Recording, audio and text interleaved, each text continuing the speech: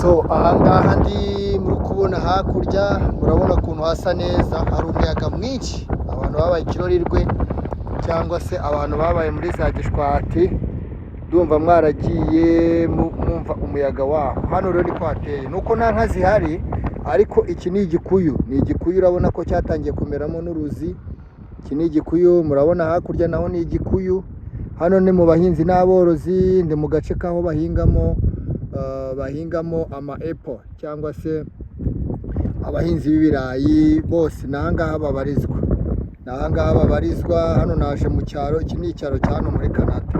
So hakurya muri kubona, hano hakurya y'amazi muri kubona niho hari umujyi kuhagera n'iminota nka 20 cyangwa 25, niho hibereye umujyi muri rusange, hibereye umujyi muri rusange. So rero kuri Kabagema TV naje hano kugira ngo mbashe kuba nabatembereza, twirebere uko ibintu byano biba bimeze, uko icyaro.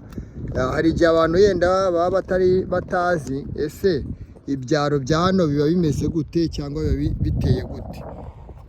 Niyo mpamvu rero mba naje kugira ngo mbibereke. So muri kuyibona hakurya, hirya muri kubona aho ngaho cyangwa hano inyuma yanjye muri kubona ni ibikuyu byonyine gusa bihaba, ni ibikuyu kuko hano haba inka nyinshi kandi haba n'abahinzi. Hano hirya muri kubona ibyo biti muri kubona hirya iruhande rw'iyo nzu ntago birera, ariko ni iby'ama apple. Ni iby'ama apple. Nyuma y'amezi 2 cyangwa 3 mu kwezi kwa 9 kwa 10 gutyo bazaba barimo barasarura. Niyo mpamvu kuri Kabagema TV mbafashe akanya nkaza kubatembereza, muri kubona n'inyuma ahangaha. Iyo niyo modoka najemo, kugira ngo ndebe ko cyasi no kureba icyaro cyano uko giteye.